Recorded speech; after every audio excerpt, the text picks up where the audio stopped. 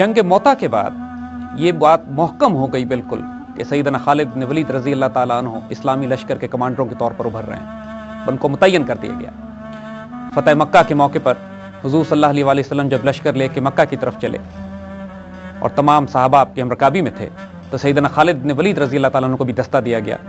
اور 9 اطراف سے جب مسلمان مکہ میں داخل ہوئے تو 8 اطراف میں جس طرف سے باقی مسلمان فوجیں داخل ہوئیں کوئی مزاحمت نہیں ہوئی، کوئی جھڑپ نہیں ہوئی، لیکن سیدنا خالد بن ولید رضی اللہ تعالیٰ عنہ کی طرف سے جو دستہ شامل آیا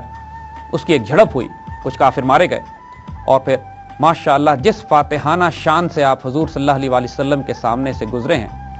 اپنی ذرہ میں، اپنے آرمر میں، اپنے بیٹل گیئر میں، اپنی تلوار پر ہاتھ رکھ کے، تو حضور نے صحابہ سے پوچھا یہ کون ہے؟ صحابہ نے بڑے پیار سے فرمایا کہ خالد ابن ولید رضی اللہ تعالیٰ عنہ، اور پھر حضور نے ان کو بشارت دی سیف اللہ۔ ماشاءاللہ یہ اتنی محکم بشارت ہو چکی تھی کہ خالد ابن ولید رضی اللہ تعالیٰ عنہ کو بھی یقین ہو چکا تھا کہ انشاءاللہ یہ اللہ کی تلوار اب کسی میدان میں شکست نہیں کھائے گی، اور یہ اس غیر معمولی کانفیڈنس کا باعث تھی جس کے واقعات ہم آگے سنائیں گے آپ کو، جو عقل حیران کر دینے والا جرأت، دلیری، شجاعت، جس کو ظاہراً جنون کی حد تک کہا جا سکتا ہے، لیکن اس کی وجہ صرف وہ بشارت تھی جو رسول اللہ کی طرف سے ملی تھی۔ دیکھیے سیدنا خالد بن ولید رضی اللہ تعالیٰ عنہ کے بارے میں ایک غیر معمولی بات نوٹ کرنے کی ہے۔ آپ کے پوٹینشل کو، آپ کی جانبازی کو، آپ کی دلیری کو، آپ کی خود اعتمادی کو، اور آپ کی اس آزاد طبیعت کو حضور صلی اللہ علیہ وآلہ وسلم بہت پسند فرماتے تھے اور اس کو پیٹرنائز کرتے تھے، یعنی ان غلطیوں پر جن پر کسی اور صحابی کو سخت سرزنش کی جاتی ہو،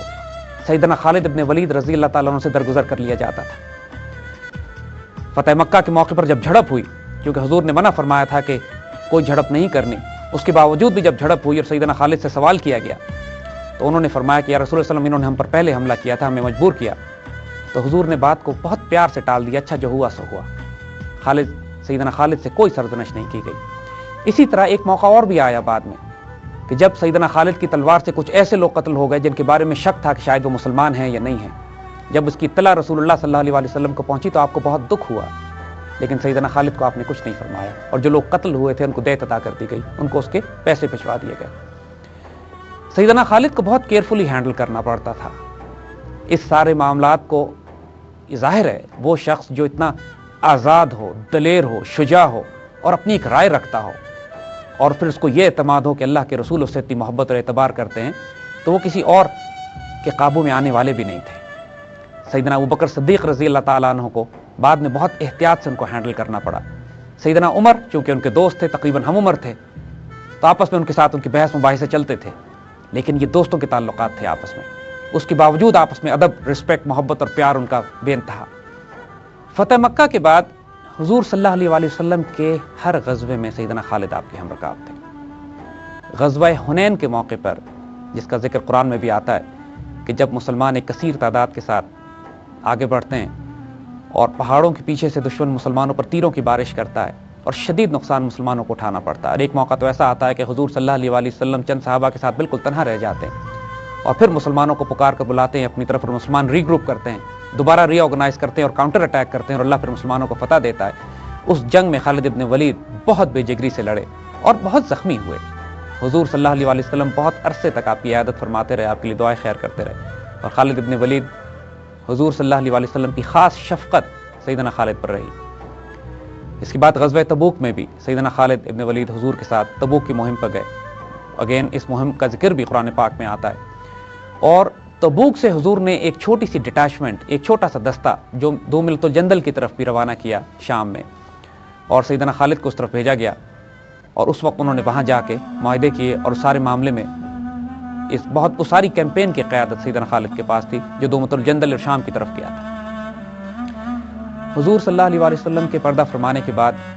جو سب سے پہلی بڑی اور خونریز جنگیں سیدنا خالد کو لڑنی پڑی، وہ سیدنا ابوبکر صدیق نے آپ کو سلیکٹ کیا اللہ کی تلوار کو فتنہ ارتداد کو دبانے کے لیے۔ بہت سے قبائل ایسے تھے جو مرتد ہو گئے، بہت سے قبائل تھے جنہوں نے زکوٰۃ دینے سے انکار کیا، اور ان تمام کی سرکوبی کے لیے جس کمانڈر ان چیف، جس شہ سوار کا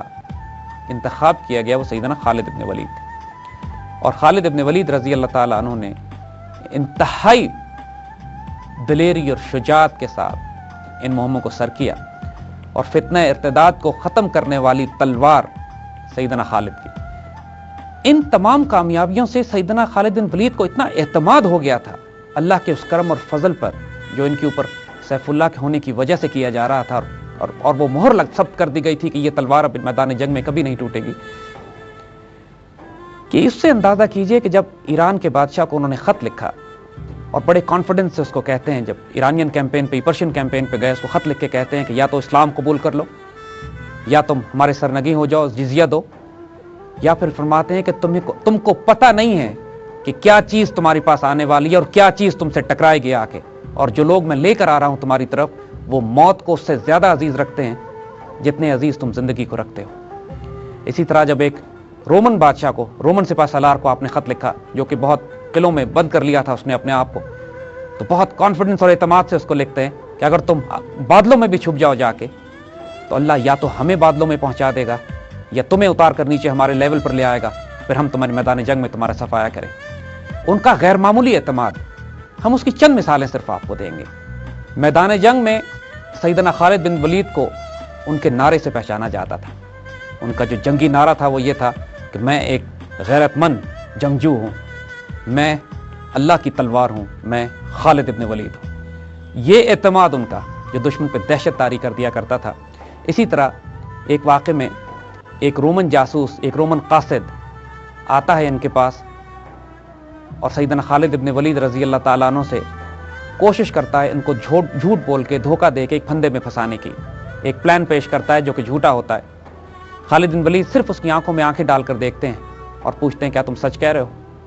اور اس شخص کی روح فنا ہو جاتی ہے۔ جب مرتدین کی سرکوبی ہو گئی تو حضرت ابو بکر صدیق رضی اللہ تعالیٰ عنہ کی نگاہ ایران کی طرف پڑی، عراق کی طرف پڑی، اور آپ نے اس مہم کے لیے سیدنا خالد ابن ولید رضی اللہ تعالیٰ عنہ کو سلیکٹ کیا۔ مسلمانوں کو یہ بشارت پہلے مل چکی تھی کہ مسلمان پرشین اور رومن امپائرز کو کیپچر کریں گے۔ آپ کو سراقہ والی حدیث یاد ہوگی کہ جب حضور صلی اللہ علیہ وسلم ہجرت فرما رہے تھے اور ہجرت فرماتے سیدنا ابو بکر صدیق کے ساتھ جو پیچھے سے ان کو گرفتار کرنے کے لیے سراقہ اپنے گھوڑے پر آئے تھے، تو سراقہ کو حضور نے بشارت دی تھی کہ سراقہ تمہارا کیا حال ہوگا جب کسرا کے کنگن تمہارے ہاتھوں میں ہوں گے، جب ایرانی بادشاہ کے کنگن تو پہنے ہوگے، اور سیدنا ابو بکر صدیق شاہد تھے اس بشارت کے۔ تو جب آپ کو خلافت دی گئی، جب سیدنا ابو بکر صدیق کی خلافت ہوئی، تو سب سے پہلی مہم جو جزیرۃ العرب سے باہر آپ نے لانچ کی وہ کسرا کے خلاف تھی، کسرا کے کنگنوں کے خلاف تھی، کہ جو آنے تھے اور سراقہ کے ہاتھ میں پہننے تھے، اور اس کے لیے جس تلوار کو منتخب کیا گیا وہ سیدنا خالد بن ولید تھے۔